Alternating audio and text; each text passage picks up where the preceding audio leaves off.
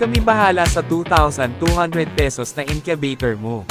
Ito ay may kapasidad na aabot ng 70 na itlog at may malakas na blower fan na kayang painitin ang loob ng incubator. Makakapili ka ng kulay dahil meron din red and blue. Ang pinagmamalaki ng BS Liner Incubator ay ang gamit natin na thermostat. Ito ay heavy duty at nagkakahalaga ng around 500 para masiguro na tatagal. Maging masusi dahil maraming low quality imitation na madaling masira. Nakadesenyo ang tray na removable at madaling malinisan. Makikita nyo rin na ang sensor nito ay rubber type.